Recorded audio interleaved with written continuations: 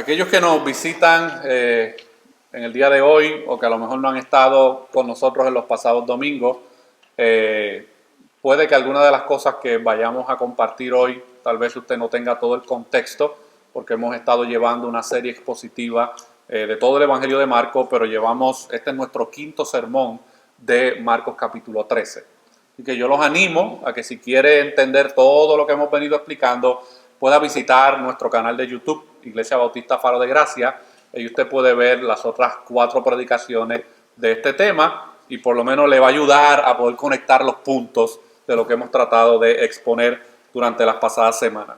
Pero hoy vamos a continuar, mis hermanos, con la parte 5 de este sermón del Monte de los Olivos, Jesús y el fin de los tiempos, ahí en Marcos capítulo 13, versículos 24 al 27, pero hoy nos vamos a concentrar en el versículo 27 porque ya hemos expuesto los versículos 24, 25 y 26. Pero damos lectura a los versículos 24 al 27 y por ahí, mis hermanos, entonces oramos y comenzamos nuestra exposición en esta tarde.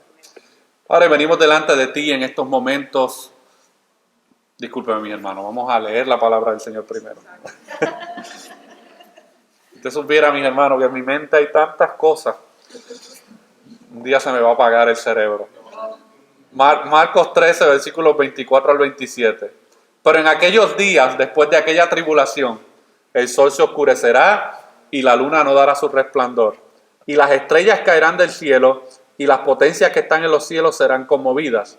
Entonces verán al Hijo del Hombre que vendrá en las nubes con gran poder y gloria. Y entonces enviará sus ángeles y juntará a sus escogidos de los 4 vientos, desde el extremo de la tierra hasta el extremo del cielo. Ahora sí, oremos. Señor, nos presentamos delante de ti para exponer tu palabra, Señor, y tu pueblo se ha reunido en esta tarde para escucharte a ti por medio del texto de tu palabra. Te pedimos que tú nos des claridad de pensamiento, que tú nos des, Señor, la sabiduría y el entendimiento necesario para poder comunicar lo que tú has revelado en tu palabra, Señor, y que tú dispongas nuestras mentes y nuestros corazones a ser receptivos a la enseñanza de tu palabra. Que tu pueblo pueda salir de aquí edificado, que tu pueblo, Señor, pueda ser consolado, fortalecido y animado a través de tu palabra. Todo te lo pedimos en el nombre de Jesús. Amén. Amén. Cuando nosotros hablamos de la venida del Mesías, prometido y profetizado a lo largo de las escrituras del Antiguo Testamento, ¿qué es lo que nos viene a la mente? Cuando usted escucha acerca del Mesías, como los profetas hablan de él en el Antiguo Testamento, ¿qué es lo que viene a su mente? ¿Cuál es la primera palabra que aborda nuestro pensamiento al pensar en el Mesías? Piensa un momentito, ¿cuál es la palabra que viene a su mente cuando usted escucha hablar del Mesías? Y lo más probable, la palabra más común en la cual pensamos es en la palabra Salvador, ¿verdad? Esa es la palabra más común cuando hablamos acerca del Mesías. Y es verdad, cuando hablamos acerca del carácter del Mesías prometido y profetizado, el tema de la salvación es una de sus funciones principales, pero no es la única.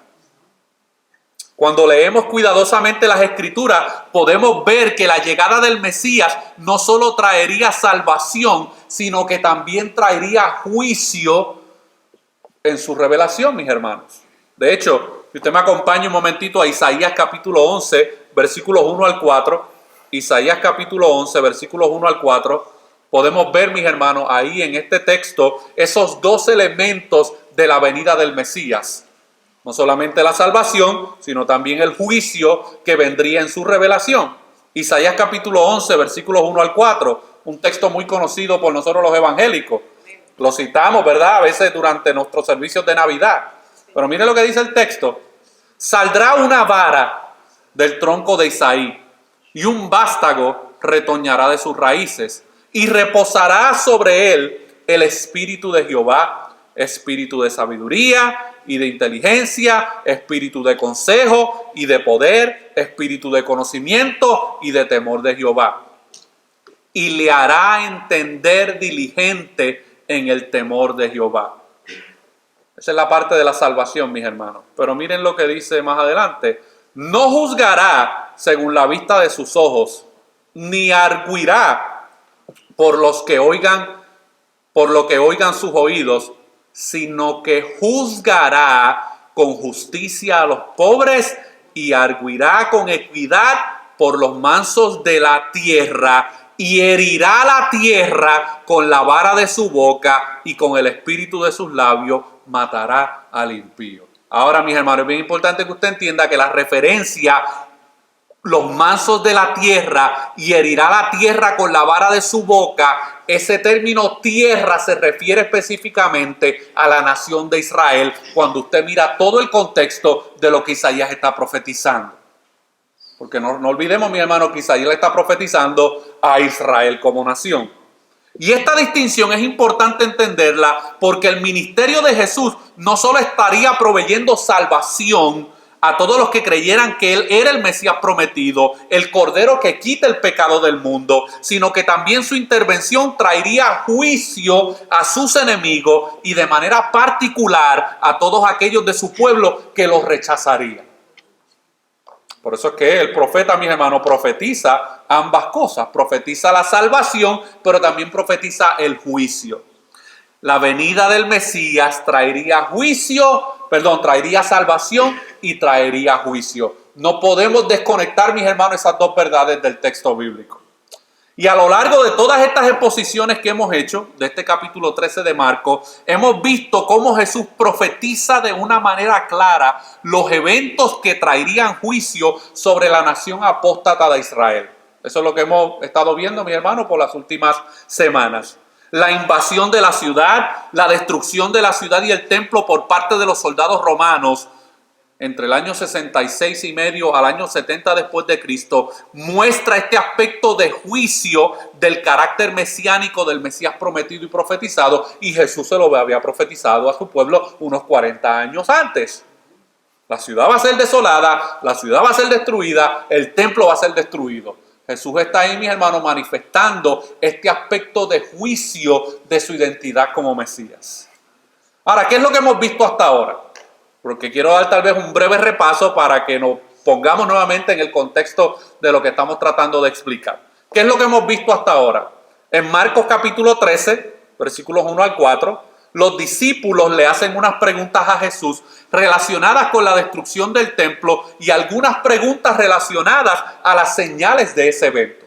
Eso lo vimos en los versículos 1 al 4. Los discípulos se acercan y le hacen unas preguntas a Jesús acerca de cuáles serán las señales de su venida y de la destrucción del templo.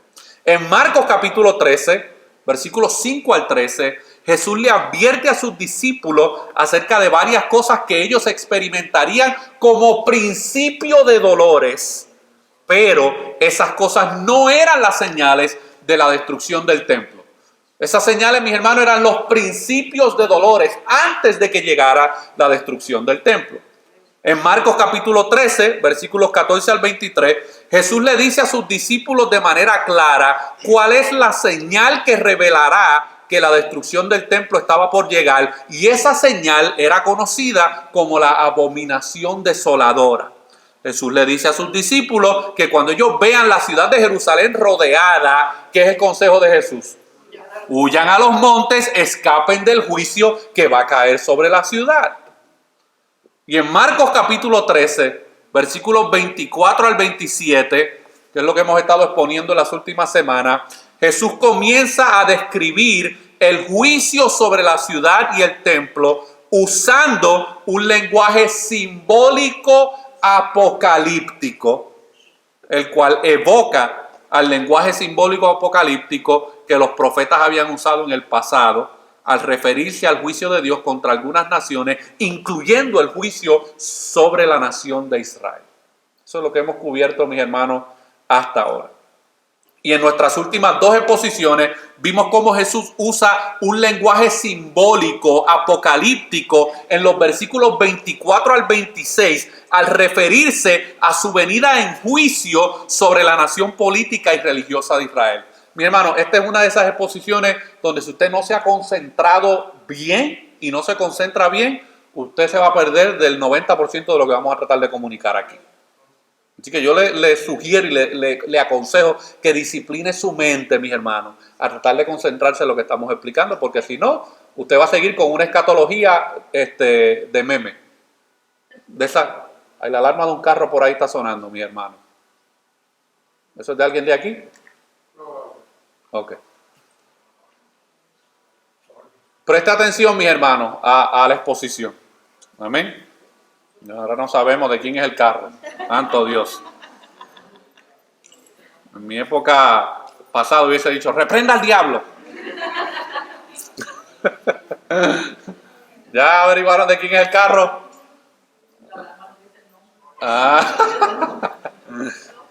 Amén. Continuamos, mis hermanos. Así que hemos visto en los versículos 24 al 26 cómo Jesús habla de su venida en juicio sobre la nación política y religiosa de Israel. ¿Y qué es lo que vimos, mis hermanos? En los versículos 24 al 25 vimos el sol oscureciéndose, la luna no dando resplandor, las estrellas y las potencias cayendo del cielo. ¿Y qué fue lo que explicamos? Que esas cosas representaban de una manera simbólica la caída de Jerusalén y el templo. Eso lo vemos en los versículos 24 y 25. Ahora, hay una expresión que Jesús utiliza ahí, que nosotros vimos en nuestra última exposición. La expresión el Hijo del Hombre viniendo en las nubes es el vocabulario simbólico apocalíptico que Jesús usa como profeta para describir su venida en juicio contra la nación de Israel por haberle rechazado. Eso lo vemos en el versículo 26. Y en nuestra última exposición de Marcos 13, distinguimos que el lamento al que se hace referencia en el pasaje paralelo de Mateo 24:30, donde dice, y lamentarán todas las naciones de la tierra, ese lamento fue profetizado por el profeta Zacarías en Zacarías capítulo 12, versículos 10 al 14. Y ese lamento era sinónimo del juicio que le esperaba al pueblo judío por haber participado en la muerte de su propio Mesías. Por eso es que dice el profeta que cuando lo vean, lamentarán lo que le hicieron, mis hermanos. Sin embargo, vemos que antes de que se desatara el juicio de la llegada del Hijo del Hombre viniendo en las nubes, o en las nubes de gloria, ¿qué dice el texto? Que Dios juntaría a su pueblo escogido. Esto es, al remanente que fue profetizado que sería librado de ese juicio que caería sobre la ciudad. Y eso lo vemos en el versículo 27 de ahí de Marcos 13. ¿Qué dice? Y entonces enviará sus ángeles y juntará a sus escogidos de los cuatro vientos, desde el extremo de la tierra hasta el extremo del cielo. Y en esta exposición yo lo único que pretendo es explicar, mis hermanos, ese versículo 27. Ahora, cuando llegamos a este versículo 27, es bien importante mantener la consistencia hermenéutica del pasaje. No podemos ahora, mis hermanos, hacer un disparo hacia una interpretación ultraliteral del pasaje, porque eso no es lo que hemos visto en los versículos 24, 25 y 26. No podemos tomar los versículos 24 al 26 para afirmar y usar el lenguaje simbólico apocalíptico para hablar del cumplimiento de juicio sobre la nación apóstata de Israel y luego, mis hermanos, estrellarnos y tomar el versículo 27 y darle una interpretación ultraliteral, que es lo que obviamente la posición futurista hace de este pasaje. Para la escuela futurista, conocida también como los pretribulacionistas dispensacionales, que es una escuela de escatología, el enunciado de ahí del versículo 27, y enviará sus ángeles con gran voz de trompeta y juntarán a sus escogidos para los pretribulacionistas dispensacionales, mis hermanos. Ese texto parece ser evidencia del rapto de la iglesia en un periodo futuro de la historia. Pero sin embargo, mis hermanos, uno de los proponentes reformados del rapto pretribulacional de la iglesia, uno de mis pastores y predicadores favoritos, mis hermanos, mi hermano John MacArthur, él mismo afirma, y aquellos que tienen su Biblia de estudio lo pueden confirmar, él mismo afirma que Marcos 13:27 junto a Mateo 24 tratan únicamente sobre la segunda venida de Cristo en un futuro, no sobre un rapto pretribulacional. ¿Y qué es un rapto pretribulacional? Bueno, es la escatología que entiende que Cristo vendrá por su iglesia, va a haber un rapto de la iglesia, comienza un periodo de 7 años de gran tribulación en Israel y en todo el mundo, y al final de esos 7 años va a haber una segunda venida visible de Cristo. Esa escuela de escatología es conocida como pretribulacionista dispensacional. Pero aún, mis hermanos, dentro del mundo reformado, el pastor John MacArthur, que es uno de los pastores más conocidos, él entiende correctamente que Marcos 13:27 no está hablando de un rapto pretribulacional. Ahora, hay otros comentaristas bíblicos interpretan esta expresión y enviará a sus ángeles con gran voz de trompeta y juntarán a sus escogidos como que luego de la destrucción del templo en Jerusalén, Dios continuará juntando a sus escogidos o a su iglesia de todos los ángulos de la tierra a través de sus mensajeros. Para estos, o para esta escuela de escatología, la palabra griega traducida como ángeles debe ser traducida como mensajeros. Y de hecho, es una correcta interpretación, porque cuando tú ves la palabra ángeles en muchos contextos del Nuevo Testamento, tú te vas a dar cuenta que esa palabra ángeles se está refiriendo a los mensajeros. Cuando usted lee las cartas al Apocalipsis, Cristo le dice a Juan, escríbele al ángel de la iglesia. Ese ángel de la iglesia, mis hermanos, está hablando, ¿verdad?, del pastor o del liderazgo de esa comunidad de fe. No es como esa enseñanza loca de Ana Méndez por ahí, que dice que cada estado y que cada país tiene un ángel que está sobre encima de cada nación, mis hermanos. Eso no es lo que se está refiriendo. Los mensajeros, descritos aquí como los ángeles, puede ser una alusión a aquellos, mis hermanos, que están a cargo de comunidades de fe o aquellos que Dios ha enviado a predicar el evangelio. Y esta escuela le da una interpretación histórica progresiva al cumplimiento de este versículo 27 de Marcos 13. Es decir, los historicistas progresivos, ellos entienden que Marcos 13:27 se está cumpliendo a la luz de la historia. Desde que el templo fue destruido hasta que Cristo regrese por segunda vez en una manifestación visible, este versículo 27 se está cumpliendo de manera histórica. De hecho, Sam Storms, que es uno de mis lectores preferidos en este tema, él sostiene esa postura historicista del versículo 27. Y miren lo que él dice acerca de esto. La reunión del versículo 27 de los elegidos de Dios no es una referencia a la cosecha del tiempo del fin, mucho menos de un rapto pretribulacional, sino al crecimiento global de la iglesia que está en curso a lo largo de esta era presente. Incluye tanto la reunión de los santos en asambleas o iglesias locales como la reunión universal de los santos en el cuerpo de Cristo, la iglesia universal. Es decir, para los historicistas, Marcos 13:27 se está cumpliendo todavía en el día de hoy. Dios está recogiendo a sus escogidos, ¿verdad?, a través de toda la historia humana. Pero mis hermanos, como dice un comentarista, y esta fue una de esas citas, mis hermanos, que hace tiempo me golpeó duro. Él dice, un pensamiento que siempre inunda el género apocalíptico es que si el presente es incierto e inexplicable, la respuesta debe siempre estar en el futuro. Que es lo que yo entiendo, mis hermanos, que nuestros hermanos futuristas cometen el error. Ellos, al no entender o no poder explicar ciertos textos, ellos entonces dicen, no, pues como esto no se puede explicar, esto no es entendible, pues entonces le tenemos que dar una aplicación futurista. Pero él sigue diciendo esto, teniendo esto en cuenta, cuando analicemos el género, porque el género apocalíptico necesita ser interpretado adecuadamente, y lo interpretemos, debemos primero considerar el presente, en dónde y cuándo se escribió, para poder dar una respuesta adecuada de cuál es la intención del autor. En el género apocalíptico, la respuesta está más en el presente que se escribió que al futuro donde apunta. Y uno de los errores, mis hermanos, de la escuela futurista es que todo es futuro. Nada tiene cumplimiento para la audiencia original a la cual fueron dirigidas estas palabras. Y para fines de esta exposición queremos mostrar humildemente, mis hermanos, ¿ok? Usted puede diferir al final del día, usted no necesita tener mi convicción para ser miembro de esta iglesia.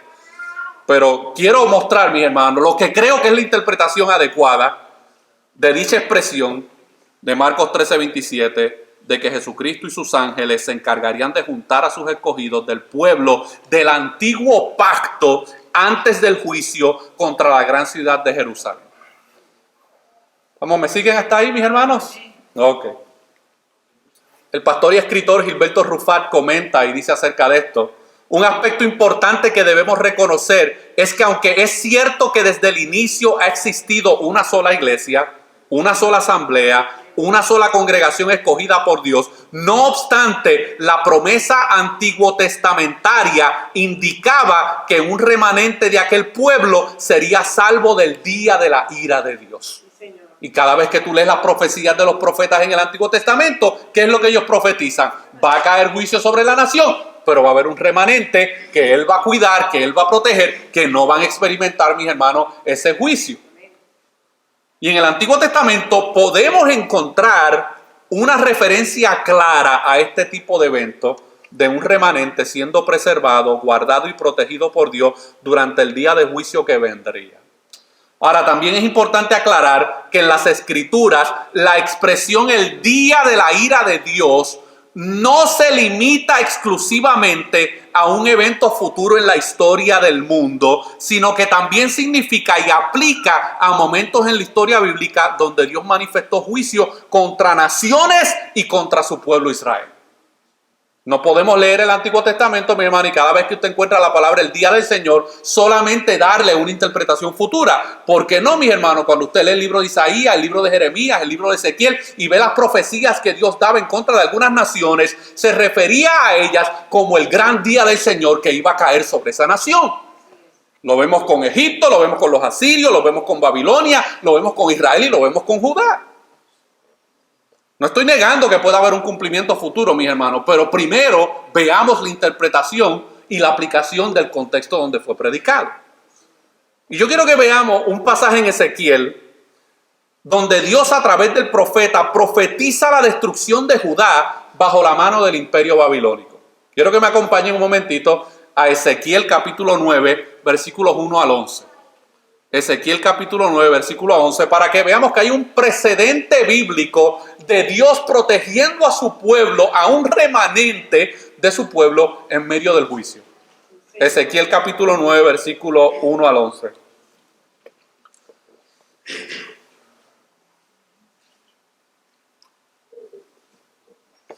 Aquellos, mis hermanos, que han tenido la oportunidad de predicar, saben que cuando uno está parado aquí al frente, mis hermanos, hay muchas emociones corriendo en la mente de uno y en el cuerpo de uno.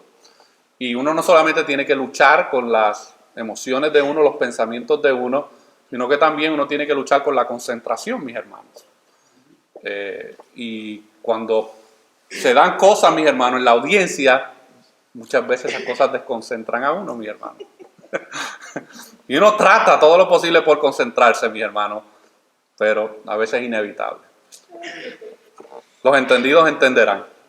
Ezequiel capítulo 9, versículos 1 al 11. Dice: clamó en mis oídos con gran voz, diciendo. Esto es Ezequiel relatando, mis hermanos, la experiencia que tiene de parte de Dios. Clamó en mis oídos con gran voz. Imagínense el cuadro, una gran voz, mis hermanos, no una vocecita bajita, una gran voz, hablándole al profeta. Y miren las palabras de aliento que le da. Los verdugos de la ciudad han llegado, y cada uno trae en su mano su instrumento para destruir. ¿Quiénes eran esos verdugos? El imperio babilónico, que ya había sido profetizado de que vendría como un instrumento de parte de Dios para traer juicio sobre la nación. Y dice: he aquí que 6 varones venían del camino de la puerta de arriba, que mira hacia el norte, y cada uno traía en su mano su instrumento para destruir. Y entre ellos había un varón vestido de lino, el cual traía a su cintura un tintero de escribano, y entrados se pararon junto al altar de bronce. ¿A cuál altar de bronce se está refiriendo, mis hermanos? Al altar de bronce que se encontraba en el templo de Israel, en Jerusalén. Y la gloria del Dios de Israel se elevó de encima del querubín sobre el cual había estado al umbral de la casa, y llamó Jehová al varón vestido de lino, que tenía a su cintura el tintero de escribano, y le dijo Jehová: pasa por en medio de la ciudad, por en medio de Jerusalén, y ponles una señal en la frente a los hombres que gimen y que claman a causa de todas las abominaciones que se hacen en medio de ellas. Antes de que caiga el juicio sobre Jerusalén por los babilónicos, la gloria de Dios se retira del templo, mis hermanos, y de la ciudad. ¿Y qué es lo que vemos y hemos visto, mis hermanos, antes de que Jesús profetice la destrucción del templo nuevamente? Jesús saliendo de la ciudad, mis hermanos, saliendo del templo. Sí, Señor. Y le dijo Jehová: pasa por en medio de la ciudad, por medio de Jerusalén, y ponles una señal en la frente a los hombres que gimen y que claman a causa de todas las abominaciones que se hacen en medio de ella. Y a los otros dijo, oyéndolo yo: pasad por la ciudad en pos de él y matad. No perdone vuestro ojo, ni tengáis misericordia. Matad a viejos, jóvenes y vírgenes, niños y mujeres, hasta que no quede ninguno. Pero a todo aquel sobre el cual hubiere señal, no os acercaréis, y comenzaréis por mi santuario. Comenzaron pues desde los varones ancianos que estaban delante del templo, y les dijo: contaminar la casa y llenar los atrios de muertos, salid. Y salieron y mataron en la ciudad. Aconteció que cuando ellos iban matando y quedé yo solo, me postré sobre mi rostro y clamé y dije: ah, Señor Jehová, ¿destruirás a todo el remanente de Israel, derramando tu furor sobre Jerusalén? Y me dijo: la maldad de la casa de Israel y de Judá es grande en sobremanera, pues la tierra está llena de sangre y la ciudad está llena de perversidad, porque han dicho: ha abandonado Jehová la tierra. ¿Qué tierra es la que Jehová había abandonado, mi hermano? A Israel, por su pecado. Ha abandonado Jehová la tierra, y Jehová no ve. Así pues haré yo: mi ojo no perdonará, ni tendré misericordia. Haré recaer el camino de ellos sobre sus propias cabezas. Y he aquí que el varón vestido de lino, que tenía el tintero a su cintura, respondió una palabra diciendo: he hecho conforme a todo lo que me mandaste, mis hermanos. Hay algunos comentaristas que comentan de que este varón vestido de lino pudiera ser una teofanía de Cristo revelándose en juicio sobre la nación, pero eso es para otra exposición, mi hermano. Del mismo modo que el profeta Ezequiel vería que luego de que la gloria de Dios abandonara el templo, vendría un tiempo de juicio contra Judá a manos del imperio babilónico. Escuche bien, Marcos 13, Mateo 24 y Lucas 21 presentan que después de que Jesús abandonara el templo, éste declararía su destrucción. Porque ¿dónde emite las palabras de juicio Cristo? En las afueras de la ciudad, mis hermanos. Así que a la luz de este pasaje, en Ezequiel 9:4, también puede verse que Jehová mandaría a sellar a sus escogidos antes de que llegara la destrucción de Jerusalén. Porque Dios no iba a permitir, mi hermano, que su remanente escogido fuera destruido. Eso lo vemos en Ezequiel capítulo 9, versículos 8 al 9. ¿Qué dice, mis hermanos? Ezequiel capítulo 9, versículos 8 y 9. Miren lo que dice el profeta. Lo leímos, pero quiero que lo volvamos a leer. Aconteció que cuando ellos iban matando y quedé yo solo, me postré sobre mi rostro y clamé y dije: ah, Señor, ¿destruirás a todo el remanente de Israel, derramando tu furor sobre Jerusalén? Así que en este pasaje, mis hermanos, de Ezequiel 9:4, vemos, mis hermanos, que Dios mandaría a proteger y a guardar a un remanente de judíos que no serían, mis hermanos, asesinados y no experimentarían el juicio en manos de la nación de Babilonia. Ahora, en el versículo 27 de Marcos 13, quiero que regresen conmigo ahí a Marcos 13, 27.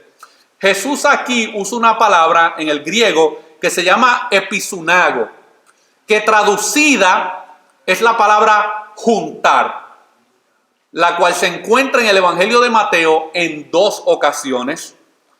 La primera vez que usted encuentra esta palabra episunago se encuentra en Mateo 23, 37 y la segunda en Mateo 24, 31. Así que vaya a sus Biblias para que veamos, mi hermano, estas dos referencias de la palabra episunago, que significa juntar en el Nuevo Testamento. La primera está en Mateo 23, 37.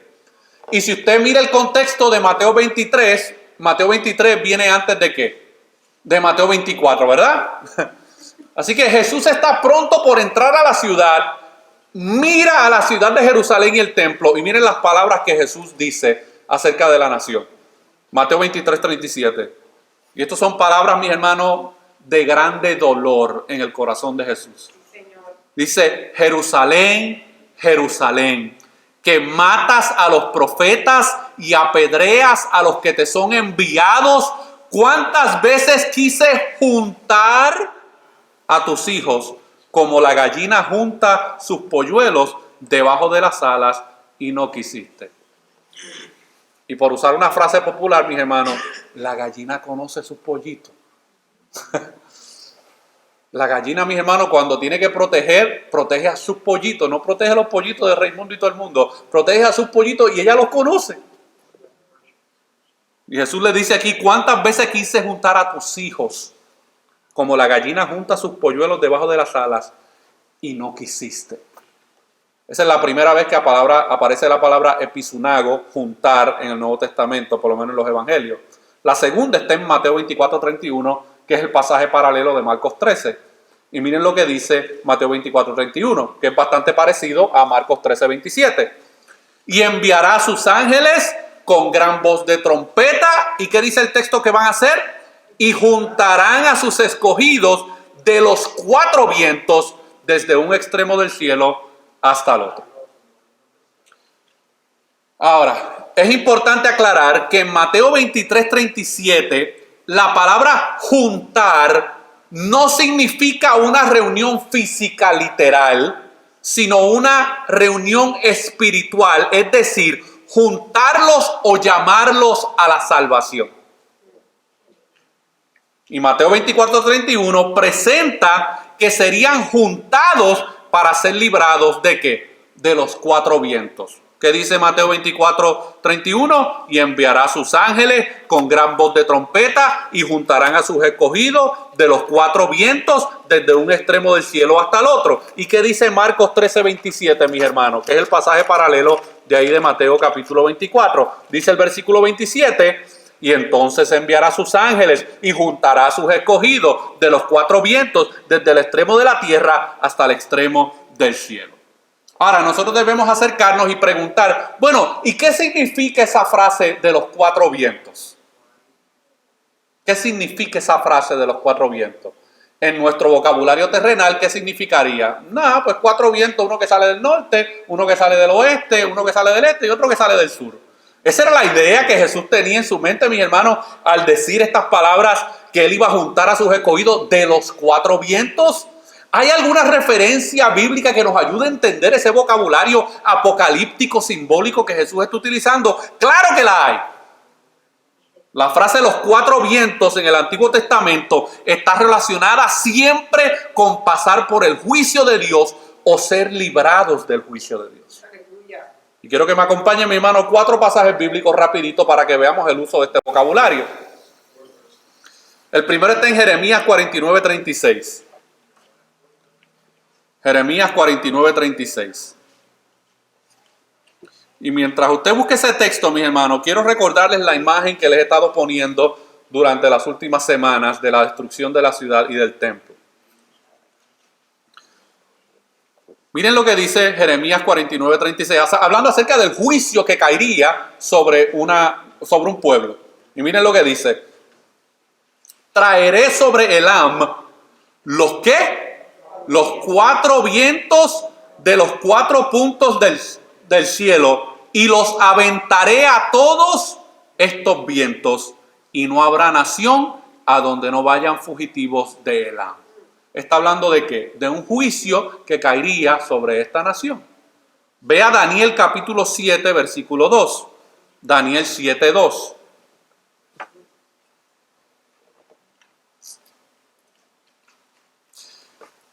En nuestros países, ¿verdad que hay palabras que si en Puerto Rico significan una cosa, en México significan otra, o en El Salvador, o en Guatemala, ¿verdad? Tenemos palabras, vocabulario que utilizamos, que solamente se pueden entender en nuestro contexto, ¿verdad? Si tú la tratas de decir en otro contexto, la gente te va a mirar raro y extraño, ¿verdad? Bueno, el lenguaje que Jesús está utilizando es un lenguaje, mis hermanos, común y entendible para la audiencia original a la cual se está refiriendo. Mira lo que dice Daniel 7:2. Daniel dijo: miraba yo en mi visión de noche, he aquí que los cuatro vientos del cielo combatían en el gran mar. Y esa referencia al gran mar siempre, mis hermanos, hace alusión a naciones o a países o a gente. Y Daniel dice que en la visión que él veía que los cuatro vientos del cielo combatían con el gran mar. Usted no puede tomar esa expresión e interpretarla de una manera literal. Usted no puede tratar de imaginarse en tu mente, mi hermano, un viento saliendo del norte y tumbando un montón de gente o destruyendo un montón de gente, porque eso no es el propósito del viento. Es un lenguaje simbólico que el autor está utilizando para representar el juicio que caería sobre una nación. Zacarías capítulo 2, versículo 6. Zacarías capítulo 2, versículo 6. Dice el texto, y aquí estas palabras que él usa al principio, mis hermanos, son palabras de juicio. Cada vez que usted escuche en el Antiguo Testamento o en el Nuevo Testamento las palabras ay, casi siempre, mis hermanos, está hablando de un juicio que caería sobre un grupo en particular o sobre una nación. Pero ahora Zacarías utiliza otra expresión que habla de juicio y dice, huid de la tierra del norte, dice Jehová, pues por los cuatro vientos de los cielos os esparcí, dice Jehová. Nuevamente, mis hermanos, utilizando un lenguaje simbólico apocalíptico para hablar de un juicio que vendría. Y una cita más, Zacarías 6:5. Zacarías 6:5.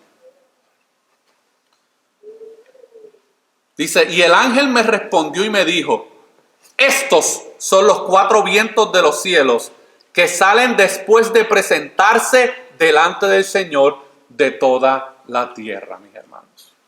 Así que lo que Jesús está afirmando en Marcos 13:27 y en Mateo 24:31 es que ninguno de los escogidos se perderían porque serían reunidos desde un extremo del cielo hasta el otro, mis hermanos. Ahora surge una pregunta. Y aquí es donde puede que hayan algunos que las orejas y los ojos se le abran ahora. Pero surge una pregunta. ¿Quiénes son esos escogidos que serían librados del juicio que caería sobre la ciudad de Jerusalén? Creo que es una pregunta válida, ¿verdad? Que nos debemos hacer. ¿De quiénes son esos escogidos del versículo 27? Y entonces enviará a sus ángeles y juntará a sus escogidos de los cuatro vientos desde el extremo de la tierra hasta el extremo del cielo. ¿Quiénes son esos escogidos, mis hermanos? Uno de los principios de hermenéutica nos enseña, mis hermanos, que nosotros interpretamos un texto a la luz de su contexto bíblico. ¿Y sabes quiénes son esos escogidos? Los mismos escogidos del versículo 20 y del versículo 22 de Marcos capítulo 13. ¿Qué dice el versículo 20? Y si el Señor no hubiese acortado aquellos días, nadie sería salvo. Mas por causa de los escogidos que Él escogió, acortó aquellos días. Y para terminar de enterrar el clavo en la madera, mis hermanos, miren lo que dice el versículo 22. Porque se levantarán falsos cristos y falsos profetas y harán señales y prodigios para engañar, si fuese posible, aún a los escogidos. Entonces nosotros no podemos ahora arbitrariamente, porque nos da la regalada gana, de agarrar el versículo 27 y hablar de que estos escogidos está hablando de otro grupo en un futuro que no se sabe. No, está hablando, mis hermanos, de los escogidos del versículo 20 y del versículo 22. No hay manera de tú poder interpretarlo de otra manera. Interpretar que esos escogidos son otro grupo de personas que serán raptadas en un futuro es una clara violación al exégesis del pasaje y al contexto de la audiencia original. Y digo eso, mis hermanos, con mucha pasión, pero con mucho respeto. Porque no quiero, mis hermanos, clasificar de falsos cristos o de falsos profetas a mis hermanos futuristas que interpretan este versículo de otra manera. Ahora, el cumplimiento de esta promesa de Marcos 13:27, ¿sabe dónde se encuentra? Así que mis hermanos y hermanas premilenialistas dispensacionales, aguante un poquito más, ¿está bien? Tanto a los que están aquí como a los que están en línea. Pero el cumplimiento de esa promesa de Marcos 13:27 se encuentra en Apocalipsis capítulo 7, cuando Juan ve que antes de que los 4 vientos desaten su juicio sobre Jerusalén, los 144,000 escogidos de las 12 tribus de Israel serían sellados.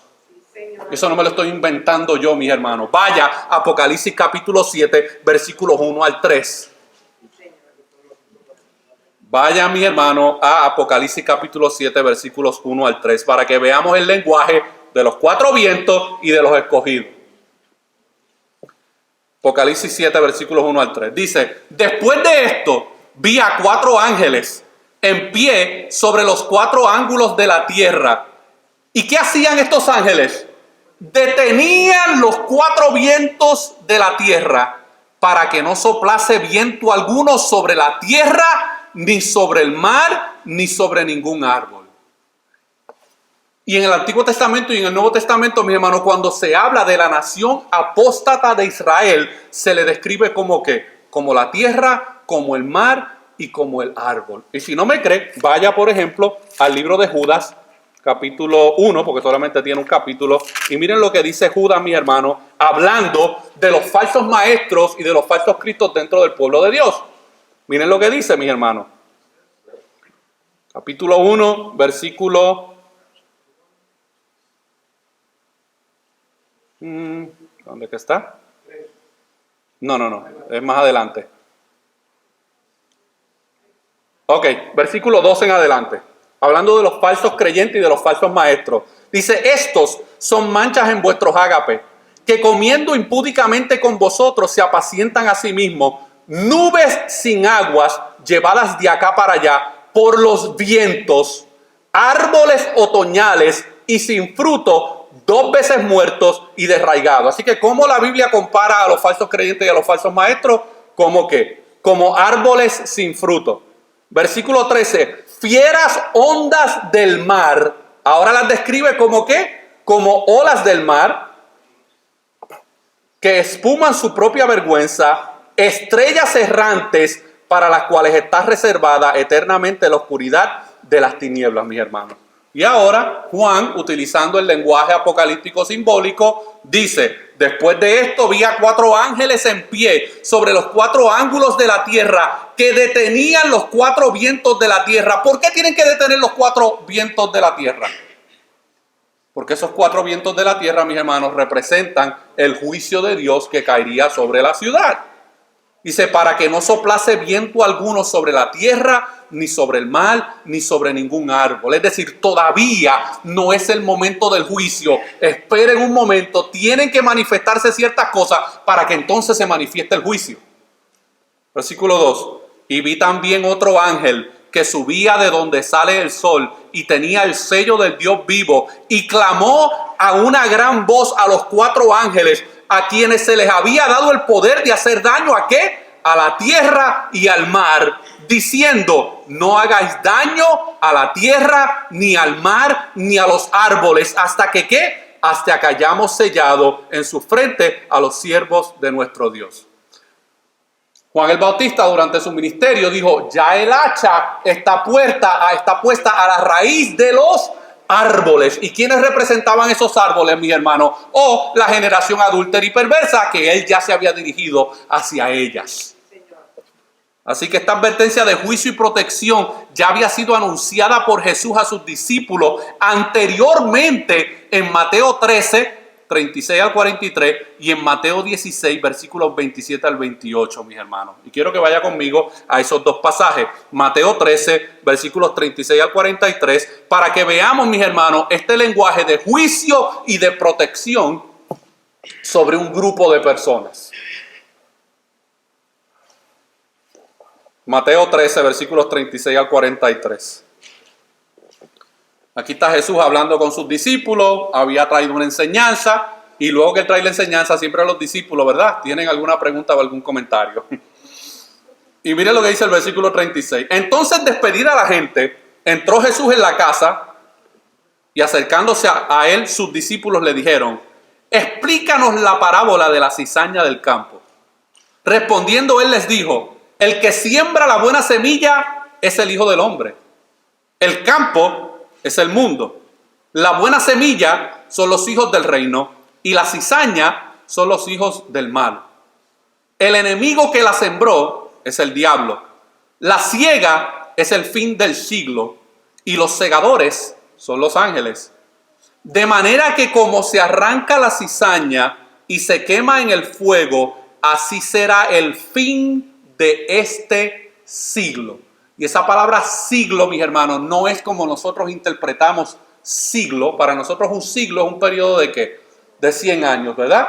Pero no está hablando, mis hermanos, de un periodo de 100 años de tiempo y de edad. Está hablando de una generación, de un tiempo específico que experimentaría, mis hermanos, el cumplimiento de esto. ¿Qué dice el versículo 41?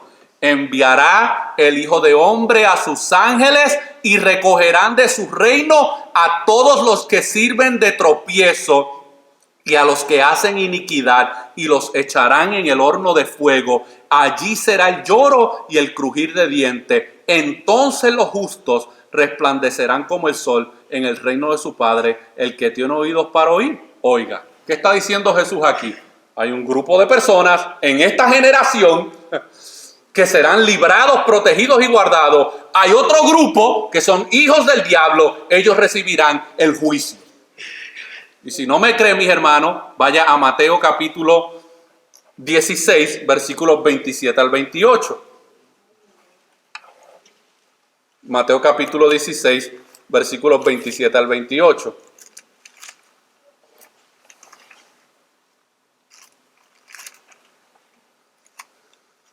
Déjenme llegar ahí.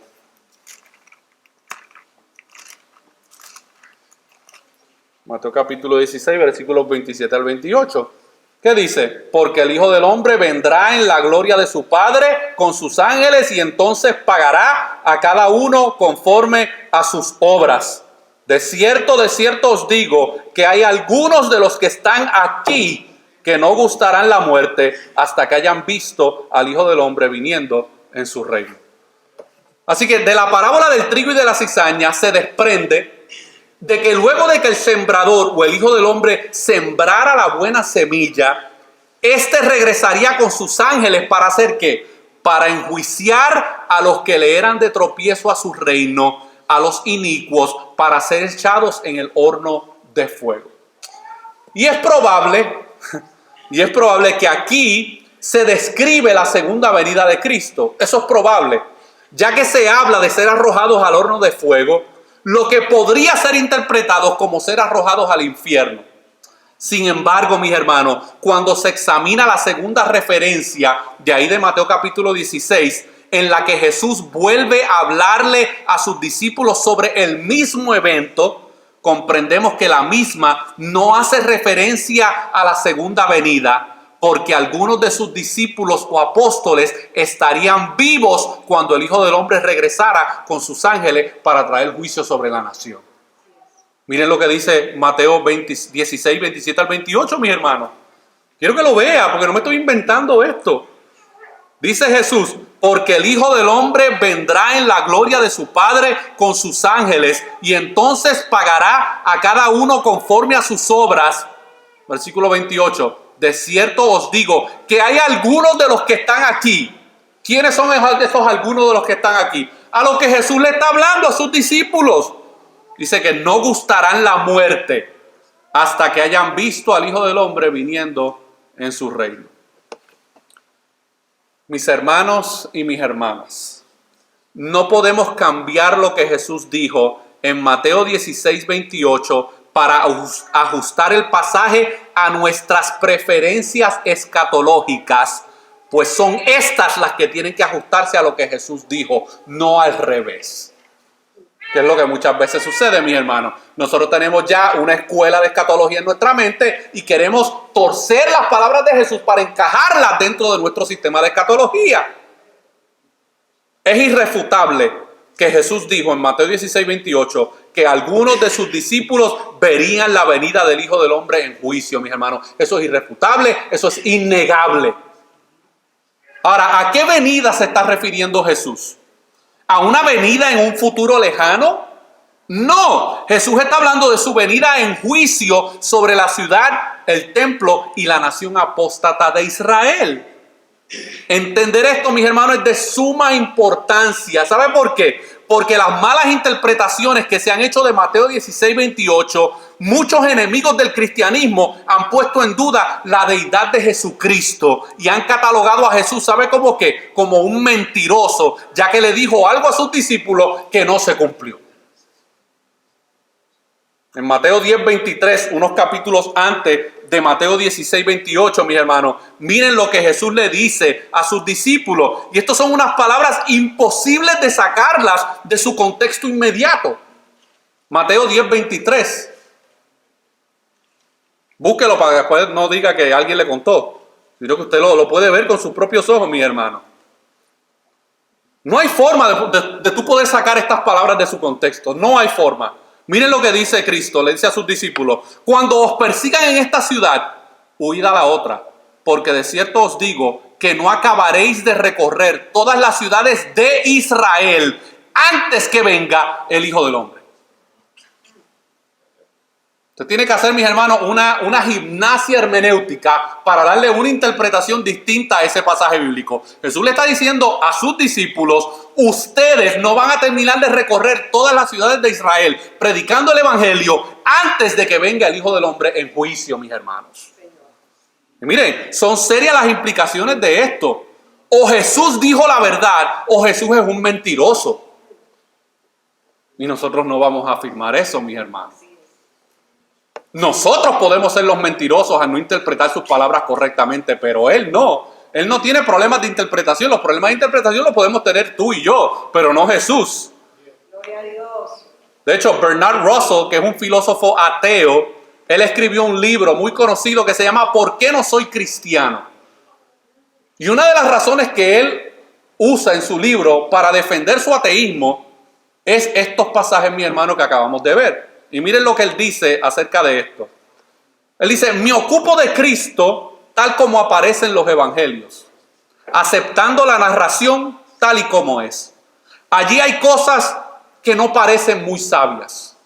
Una de ellas es que él pensaba, hablando de Jesús, muchas de ellas que él pensaba que su segunda venida se produciría en medio de nubes de glorias antes que la muerte de la gente que vivía en aquella época. Hay muchos textos que prueban eso.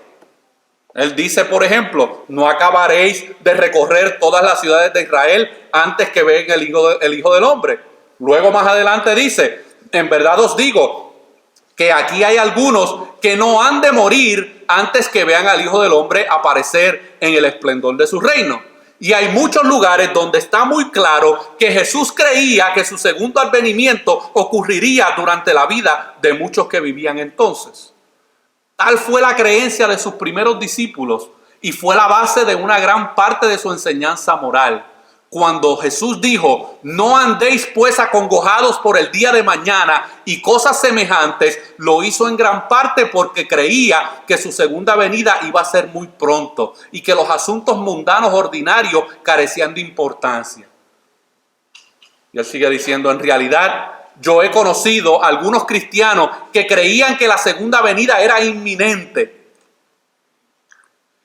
Pero todos quedaron, yo he conocido a algunos cristianos que creían que la segunda venida era inminente. Y él dice: yo conocí a un sacerdote que aterró a su congregación diciendo que la segunda venida era inminente. Pero todos en su congregación quedaron muy consolados al ver que éste estaba plantando árboles en su jardín. O sea, después que aterraba a la gente, mis hermanos, con la segunda venida de Cristo, y la gente salía con miedo de la reunión, él se iba a plantar árboles en el jardín. Los primeros cristianos lo creían realmente y se abstuvieron de cosas como la plantación de árboles en sus jardines porque aceptaron de Cristo la creencia de que la segunda venida era inminente. Y concluye diciendo Russell: en tal respecto, evidentemente, Jesús no era tan sabio como han sido otros y desde luego no fue superlativamente sabio. ¿Y por qué Russell hace ese argumento, mis hermanos? Porque él se acerca a estos textos bíblicos y dice: pues Jesús es un mentiroso. Porque él dijo que sus discípulos verían su venida y no la vieron.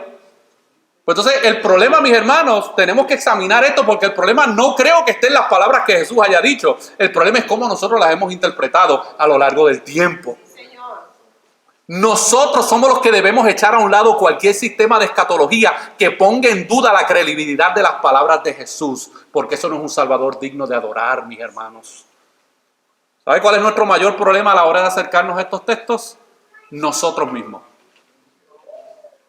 Y los espejuelos de interpretación bíblica que otros nos han colocado en los ojos a la hora de leer e interpretar las Escrituras en su debido contexto.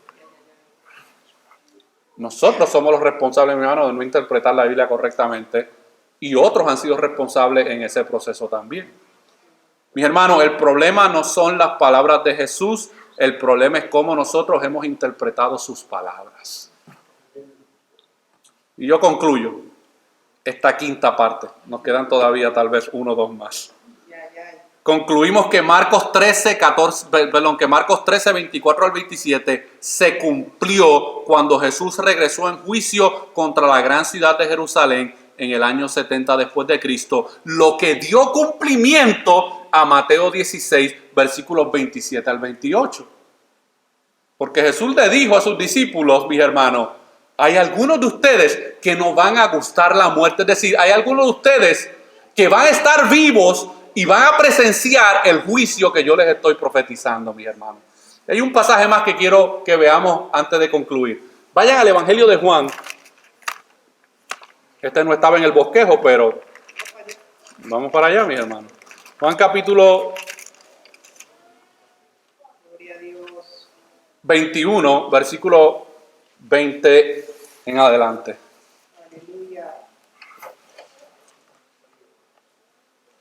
Juan 21, versículos 20 en adelante. Dice, volviéndose Pedro, recuérdense que esto es después de la resurrección de Jesús. Jesús ya ha resucitado, ya ha sido crucificado, ya ha resucitado, se encuentra nuevamente con sus discípulos en varias ocasiones, y esta es una de las últimas reuniones que Jesús tiene con sus discípulos. Y aquí va Pedrito, con sus preguntas. Dice, volviéndose Pedro, vio que le seguía el discípulo a quien amaba a Jesús. Él está haciendo referencia al apóstol Juan. El mismo que en la cena se había recostado al lado de él y le había dicho, Señor, ¿quién es el que te ha de entregar? Que este Juan, mi hermano, fue el que estaba recostado al lado del Señor y le preguntó a Jesús, bueno, tú dices aquí que alguien te va a entregar, ¿quién de nosotros es el que te va a entregar? Cuando Pedro le vio, dijo a Jesús, Señor, ¿y qué de este? Ese es el tono, mi hermano, en que se le está diciendo Pedro a Jesús. ¿Y qué rollo con este? ¿Y qué vamos a hacer con este? Cuando Pedro le vio, dijo Jesús, Señor, ¿y qué de este? Y miren las palabras de Jesús. Jesús le dijo, si quiero que él quede hasta que yo venga, que a ti, sígueme tú. Este dicho se extendió entonces entre los hermanos, que aquel discípulo no moriría. Aquí están malinterpretando nuevamente las palabras de Jesús, mis hermanos. Dice, pero Jesús no le dijo que no moriría, sino, si quiero que él quede hasta que yo venga, que a ti. Dice, todos los apóstoles, mis hermanos, el único que estaba vivo cuando en el 70 cayó la destrucción sobre Jerusalén y sobre el templo, era el apóstol Juan, mis hermanos. Así que los escogidos o juntados en este versículo 27, mis hermanos, representan a aquellos judíos que los profetas en el Antiguo Testamento anunciaron que serían salvos del día de la ira de Dios, y que la venida del Hijo del Hombre en las nubes de gloria no está hablando aquí, por lo menos en este pasaje, no está hablando de una segunda venida de Jesucristo en el futuro, sino que está hablando del juicio contra Jerusalén, tal como fue afirmado en Mateo capítulo 23, versículo 37. Y con eso concluyo, mis hermanos. Mateo capítulo 23, versículo 37. Aquí está Jesús teniendo esta reunión fuera del templo. Y miren las palabras que dice Jesús en Mateo 23, 37, el cual es los versículos antes de Mateo 24. Dice Mateo 23, 37. Jerusalén, Jerusalén, que matas a los profetas y apedreas a los que te son enviados. ¿Cuántas veces quise juntar a tus hijos como la gallina junta sus polluelos debajo de las alas y no quisiste? He aquí, vuestra casa os es dejada desierta. Así que mis hermanos, al igual que en el Antiguo Testamento Dios preservó a un grupo de judíos como un remanente, también mis hermanos, en este juicio que caería sobre la ciudad, Dios iba a proteger y a guardar a un grupo de judíos que serían preservados del juicio que caería. Amén. Oremos. Señor, te damos gracias por tu palabra, Señor. Te damos gracias porque por medio de ella podemos seguir creciendo en el conocimiento de tu palabra, Señor. Y te pedimos que tú nos ayudes a tener una actitud humilde al acercarnos a estos textos. Que no vengamos a estos textos pensando que lo sabemos todo y que no pueden haber errores tal vez en la manera en que los hemos entendido. Muchos de nosotros llegamos a las doctrinas de la gracia luego de un proceso de también de tal vez no entender ciertos aspectos de nuestra salvación, y ahora podemos ver más claramente el ordo salutis, el orden de la salvación en nuestras vidas. Y como ese hay muchos otros temas más que desconocíamos o no entendíamos, pero a lo largo de la revelación de tu palabra hemos podido ir creciendo en el conocimiento de ella, Señor. Que tú nos ayudes a poder seguir teniendo esa actitud en medio de nuestro aprendizaje, Señor. Pero sobre todas las cosas entendamos que si alguien está equivocado en una interpretación bíblica somos nosotros, no eres tú. Nosotros somos los que podemos fallar en la manera en cómo nos acercamos a tu palabra, pero tú no fallas, Señor. Tus palabras son verdaderas. Que nos ayudes a poder tener un corazón para poder acercarnos a tu palabra debidamente e interpretarla correctamente, Señor. Y que estas promesas de tu palabra, Señor, sirvan de ánimo a tu pueblo de que tú eres un Dios que cumples tus promesas.